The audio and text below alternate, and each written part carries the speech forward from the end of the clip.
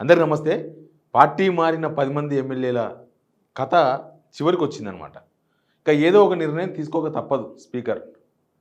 ఇన్ని చివాట్లు పెట్టిన తర్వాత సుప్రీంకోర్టు ఇన్ని డెడ్‌లైన్ పెట్టిన తర్వాత ఇప్పుడు చాలా స్పీడ్‌గా పని అయిపోయింది. ఎంత స్పీడ్‌గా అంటే అసలు స్పీకర్ వేరే పనేం పెట్టుకోలేదు. ఒకటే పని పెట్టుకున్నాడు. వీళ్ళని విచారించడం.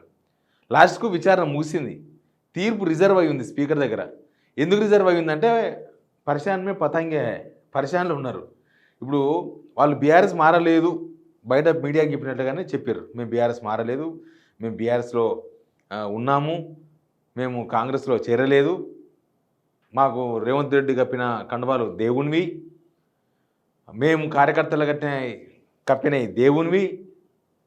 మేము రేవంత్ రెడ్డిని కలిసింది అభివృద్ధి కోసమే. ఇంక చాలా విషయాలు అవన్నీ చెప్తాను నేను ఈ వీడియోలో. అవన్నీ చెప్పేసిండ్రు. ఇక ఇద్దరు కడియం శ్రీహరి, దానం నాగేందర్‌దేమో 3 డేస్‌లో రాజీనామా నాకు తెలిసి. 3 రోజులు టైం ఇచ్చారు స్పీకర్ వివరణ ఇవ్వమని. వాళ్ళు వివరణ ఇస్తారో ఇవ్వరో తెలియదు. అంతకుముందు ఇస్తేనే ఇప్పటిదాకా వివరణ ఇవ్వలే. వాళ్ళకు నోటీసులు ఇచ్చి 2 వీక్స్ అయింది. 2 మంత్స్ అయింది. సరే, అన్ని వివరాలు మాట్లాడదాం ఓపెన్‌గా. అంతకన్నా ముందు ఎప్పటిలాగానే సబ్స్క్రైబ్ చేయని వాళ్ళు పక్కా సబ్స్క్రైబ్ చేయండి. మీరు మాకు ఒక టానిక్ అనమాట. మీరు బలాన్ని ఇస్తేనే మేము బలంగా వార్తలు చెప్పగలం. కాబట్టి సబ్స్క్రైబ్ చేయని వాళ్ళు సబ్స్క్రైబ్ చేయండి. వీడియో షేర్ కూడా చేయండి. ఈ రాష్ట్రంలో ఇంకొక పెద్ద ఎన్నిక జరగబోతుంది అనమాట. ఒక మినీ అసెంబ్లీ ఎలక్షన్స్ ఇవి. అట్లా జరుగుతాయి. 10 ఎలక్షన్స్ జరిగితే ఏమున్నది, ఒక పెద్ద ఎలక్షన్ రాష్ట్రంలో. అన్ని విషయాలను షేర్ చేసుకుందాం.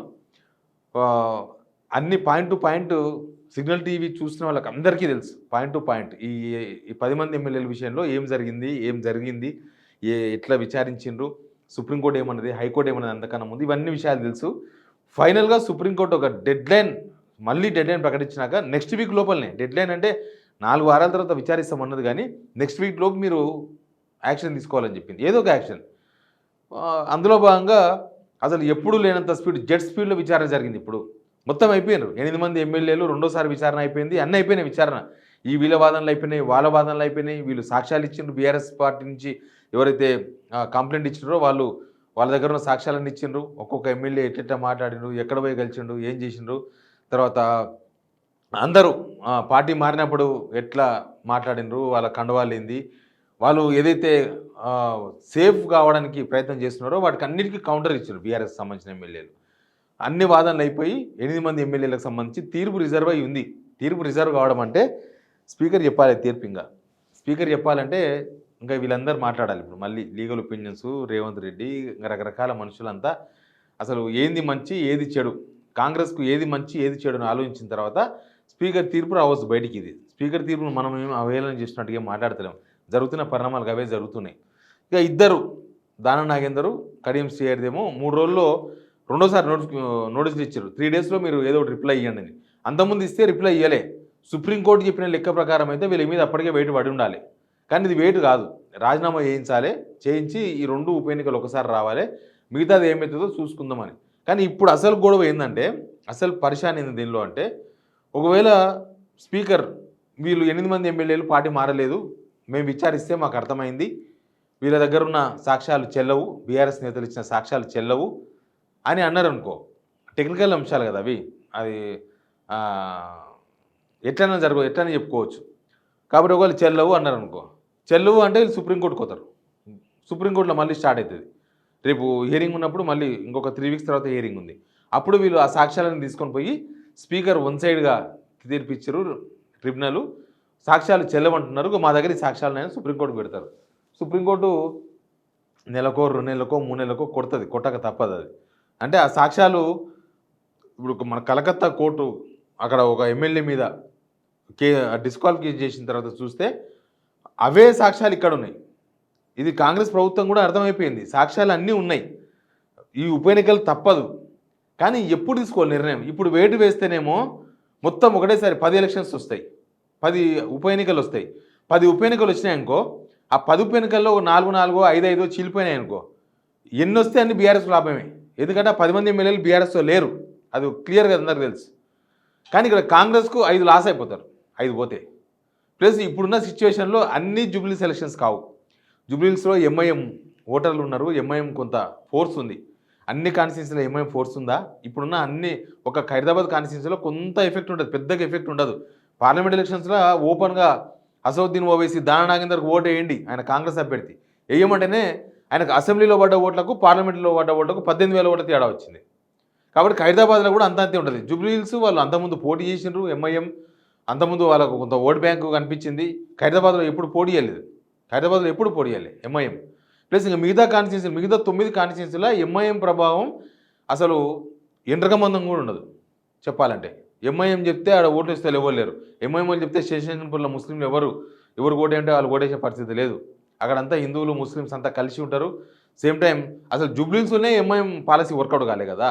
జూబ్లీహిల్స్లో వన్ సైడ్ కనీసం 70-80% వాడాలనేది పాలసీ, కానీ 50-50 పడ్డాయి బీఆర్ఎస్కు కాంగ్రెస్కు. అంటే ఎంఐఎం మాట ఓన్లీ ఆ 7 కాన్స్టిట్యున్సీలో నడుస్తుంది. ఆ దొంగోట్ల వ్యవహారం కూడా అక్కడనే నడుస్తుంది. మిగతా కాన్స్టిట్యున్సీలో కూడా ఊర్లో దొంగోట్లు వేపిస్తామంటే గుర్తుపడతారు, పట్టుకుని కొడతారు, ఈ మా ఊరాయన కాదు అని. అట్లాంటి సిచ్యువేషన్ ఉంటుంది. కాబట్టి ఇప్పుడు ఆచితూచి వ్యవహరించే ప్లాన్లో ప్రభుత్వం ఉంది. ఇప్పుడు ఎట్లయిపోయిందంటే అంటారు కదా, కరవమంటే కప్ప కోపం, విడవమంటే పాము కోపం అన్నట్లు. ఇప్పుడు ఒకవేళ స్పీకర్ నిర్ణయం తీసుకోలేదనుకో, స్పీకర్ నిర్ణయం తీసుకోపోయినా 2 ఉప ఎన్నికలు తప్పవు. ఈ రెండైతే ఓపెన్గా కనబడుతున్నాయి బయట. మిగతా వాళ్ళు కూడా పార్లమెంట్ ఎలక్షన్స్లో ప్రచారం చేసిన అన్ని సాక్ష్యాలు ఉన్నాయంట. ఆ సాక్ష్యాలను పరిగణించాలన్నా వద్దా అనేది ప్రభుత్వం ఎప్పుడు ఎలక్షన్ రావాలని డిసైడ్ చేయాలి అంతే.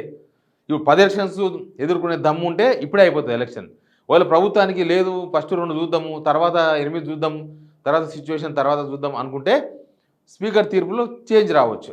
కానీ అవే సాక్ష్యాలు అక్కడే కలకత్తాలో సాక్ష్యాలే ఇక్కడ ఉన్నాయి. ఇప్పుడు ఒకవేళ స్పీకర్ వదిలేసినా కోర్టు వదిలేసే సిచ్యువేషన్ లేదు, వాళ్ళకు కూడా తెలుసు. కానీ ఒకసారి స్పీకర్ దగ్గర నుంచి వెళ్ళిపోయిన తర్వాత, స్పీకర్ ఒకసారి వదిలేసిన తర్వాత ఒకవేళ సుప్రీంకోర్టే వీళ్ళని డిస్క్వాలిఫికేషన్ చేసిందనుకో, అందులో ఇంకా ఆగ్రహం వ్యక్తం చేసి ఒక 6 సంవత్సరాలు పోటీ చేయొద్దని చెప్పిందనుకో, వీళ్ళు బర్దాష్ అయిపోతారు. ఇక కాంగ్రెస్ నుంచి ఎవరు పోటీ చేసినా గెలవరు, ఇంకెవరు వచ్చి కాంగ్రెస్లో చేరరు. అదొక దారుణమైన సిచ్యువేషన్ ఉంటుంది. అంటే వీళ్ళను సేవ్ చేయడం పోయి చంపేసినట్టు అవుతుంది. వీళ్ళను చేర్చుకొని కాపాడాల్సిన వాళ్ళు వీళ్ళే కత్తి పెట్టి మర్డర్ చేసినట్టు అవుతుంది వీళ్ళ రాజకీయ జీవితాన్ని, పొలిటికల్ లైఫ్ను. కాబట్టి ఆ విషయంలో ముందుకోవాలన్నా వెనుకోవాలన్నా అనే విషయంలో క్లారిటీ లేదు. ప్రజా కోర్టు మాత్రం ఫైనల్ చేసింది ఎప్పుడో. సుప్రీంకోర్టు ఏం తెలుస్తుంది, స్పీకర్ కోర్టు ఏం తెలుస్తాను కన్నా ప్రజా కోర్టులో మాత్రం వీళ్ళు పార్టీ మారినరు అనేది వెరీ క్లియర్. ఇక వీళ్ళు ఎన్ని దొంగాటలు ఆడినా, వీళ్ళు ఎంత డ్రామాలు ఆడినా, మేము బీఆర్ఎస్లో ఉన్నామని చెప్పినా, రేవంత్ రెడ్డిని మేము కలిసింది అభివృద్ధి కోసమే అని చెప్పినా, అసలు అభివృద్ధి ఏమైంది? కలిసిన తర్వాత ఏమైనా అభివృద్ధి జరిగిందా? ప్రజలకు తెలియదా? ఆ కాన్స్టిట్యున్సీలో వాళ్ళు ఈ వీడియో చూసి చెప్పండి. వీళ్ళు అధికార పనులు చేరిన తర్వాత ఏమైనా జరిగిందా? ఏమైనా డెవలప్మెంట్ అయిందా? ఏం కాలేదు. ఇక వాళ్ళు సొంతంగా కాంగ్రెస్ పార్టీ నుంచి చేరిన ఎమ్మెల్యేలే మమ్మల్ని ఎవడు పట్టించుకోవట్లేడు, మేము 2 లక్షల రూపాయలు కూడా ఊరికోతే ఖర్చు పడలేకపోతున్నాం, పెళ్లిళ్ళకి సావులకు పోతున్నాం అంటున్నప్పుడు, ఇక ఈ పార్టీ మారిన ఎమ్మెల్యేలు ఈ 6th ఫింగర్ అనమాట వీళ్ళంతా. ఈ 6th ఫింగర్కి ఏం పని అవుతుంది? ఎవరైనా ఉంగరం పెట్టుకుంటే 5 చేతులు ఉంగరాలు పెట్టుకుంటారు ఏదో ఉంగరానికి, దీనికి అసలు కూడా పెట్టారు, ఈ 4కే పెడతారు.